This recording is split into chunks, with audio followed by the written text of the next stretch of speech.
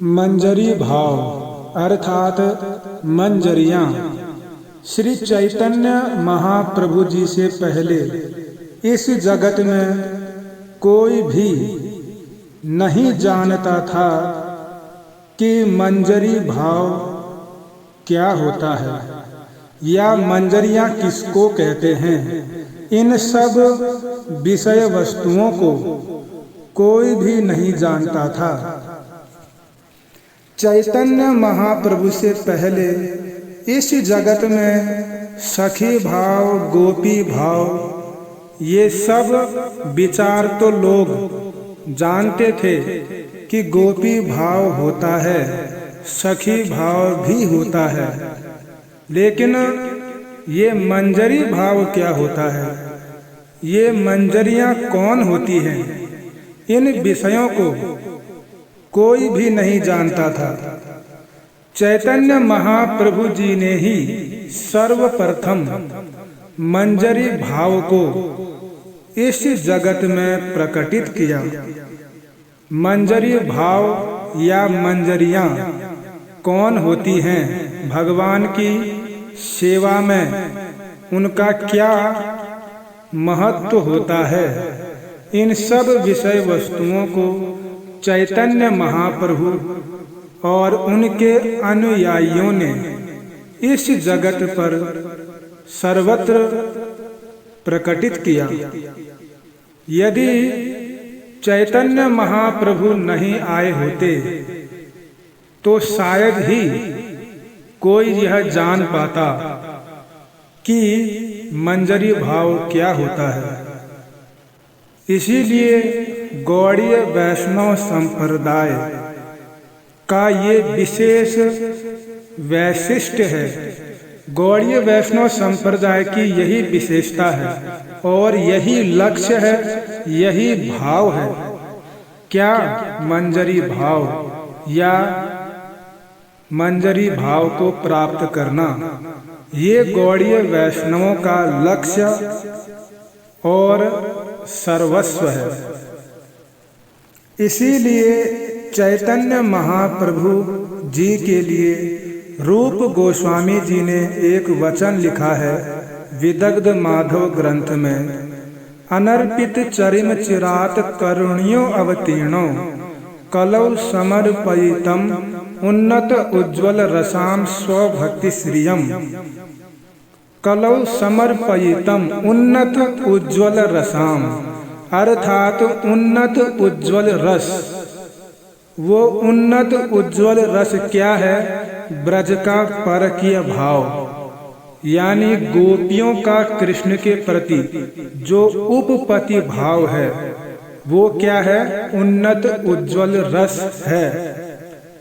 इसीलिए कृष्णदास कविराज गोस्वामी कहते हैं, जय जय उज्ज्वल रस सर्वरस सार,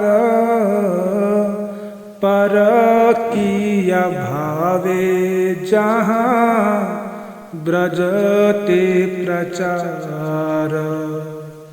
जय जय उज्ज्वल रस सर्वरस सार, परकीय भावे जहाँ ब्रजत प्रचार। तो परकीय भाव ही क्या है? उन्नत उज्ज्वल रस है या उन्नत उज्ज्वल भक्ति है। अब उन्नत उज्ज्वल रसाम स्वभक्ति श्रियम, उस उन्नत उज्ज्वल रस की जो शोभा है वो है मंजरी भाव। उस मंजरी भाव को चैतन्य महाप्रभु ने इस जगत में प्रकटित किया। अनर्पित चरिम चिरात, जिस विषय वस्तु को बहुत ही लंबे समय से, अनादि काल से, जिस विषय वस्तु को इस जगत में किसी भी भगवत अवतार के द्वारा, किसी भी अन्य वैष्णव आचार्यों के द्वारा जिस विषय वस्तु को प्रकटित नहीं किया गया, उस विषय वस्तु को अर्थात मंजरी भाव को चैतन्य महाप्रभु जी ने सर्वप्रथम इस जगत में प्रकटित किया। विशेष रूप से रूप गोस्वामी जी के माध्यम से महाप्रभु जी ने इन सब विचारों को इस जगत को पर प्रकटित कराया। मंजरियों की क्या सेवा होती है, किसके अनुगत्य में वे रहती हैं, ये सब विषय वस्तु बहुत गंभीर है और बहुत विस्तार से बतलाया गया है। लेकिन मैं कुछ विषय को ही स्पर्श करूंगा। विलाप कुसुमांजलि नामक ग्रंथ में रघुनाथ दास गोस्वामी, जिनका ब्रज लीला में रति मंजरी का स्वरूप है, उन्होंने दिखलाया कि मंजरियां कैसे भगवान की सेवा करती हैं, क्या उनकी सेवा परिपाटी होती है। ये सब विषय वस्तुओं को विलाप कुसुमांजलि नामक ग्रंथ में रघुनाथ दास गोस्वामी ने प्रकट किया। सबसे पहले तो हमको यह समझना होगा, मंजरियां केवल राधा रानी की ही भक्त होती हैं, अर्थात राधिका स्नेहाधिका, जो राधा रानी के पक्षपाती होती हैं, जो कृष्ण की प्रत्यक्ष रूप से अलग से स्वतंत्र होकर कृष्ण की सेवा नहीं करती हैं। वो कृष्ण को जानती भी नहीं हैं, वो कृष्ण से प्रेम भी नहीं करती हैं। मंजरियां विचार करती हैं कि हमारी तो केवल राधा रानी ही स्वामिनी है, हम तो राधिका जी की पाल्य दासियां हैं, हम कृष्ण को नहीं जानती हैं, लेकिन मजबूरी में कृष्ण से प्रेम करती हैं। क्यों करती हैं? क्योंकि हमारी स्वामिनी राधा रानी कृष्ण से प्रेम करती हैं, इसीलिए हमको भी करना पड़ता है। यदि राधा रानी कृष्ण से प्रेम ना करें तो हम भी ना करें। तो एक तरह से मजबूरी में ही मंजरियां कृष्ण से प्रेम करती हैं। मंजरियां मतलब केवल और केवल राधा रानी की ही भक्त होती है, वो राधा रानी की ही सेवा करती है, उनको राधा रानी का ही सुख विधान करना ही उनका लक्ष्य है।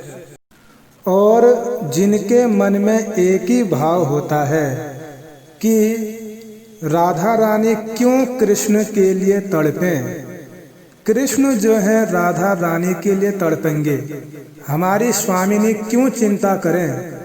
राधा चिंता निवेशेण, अर्थात कृष्ण जो है हमारी स्वामिनी राधा रानी से मिलने के लिए तड़पें, उनके विरह में व्याकुल हुए, ऐसी मंजरियों की भावना होती है। यही गौड़ीय वैष्णव का भाव होता है। मंजरियों के विषय में बोलने जाऊं तो बहुत लंबा विषय है, बहुत गंभीर विषय है। इसको बहुत ही थोड़े में समझा पाना संभव पर नहीं हो पाएगा। तो मंजरियां और गोपियां, इनमें से जो है कौन श्रेष्ठ है, किसका सौभाग्य श्रेष्ठ है, इस विषय को समझने के लिए हमको बहुत ही गहराई से गौड़ीय वैष्णव संप्रदाय के विचारों को, सिद्धांतों को ठीक ठीक रूप से समझना होगा। गोपियां और मंजरियों में कौन श्रेष्ठ है? गौड़ीय वैष्णव संप्रदाय के विचारों के अनुसार मंजरियां सर्वश्रेष्ठ हो जाती हैं। यद्यपि पद की दृष्टि से गोपियां श्रेष्ठ कहलाती है और सौभाग्य की दृष्टि से मंजरियां श्रेष्ठ हो जाती है। इसको हम एक उदाहरण के रूप में समझ सकते हैं। जैसे एक राजा होता है, उस राजा के दरबार में मंत्री, प्रधानमंत्री सब बैठे होते हैं और राजा अपने राज सिंहासन पर बैठा होता है।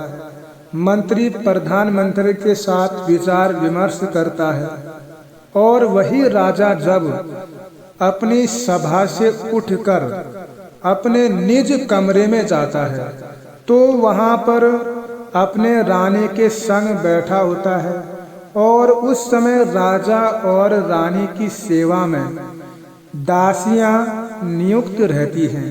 दासियां वहां पर राजा और रानी की सेवा करती हैं। लेकिन जो प्रधानमंत्री है या मंत्री हैं वो उस समय उस कमरे में प्रवेश नहीं कर सकते हैं। यदि उनको प्रवेश करना भी हो तो पहले उनको दासियों का परमिशन लेना होगा, दासियों से पूछना होगा। तब यदि दासी उनको इजाज़त दें तो वे राजा के पास मिलने जा सकते हैं।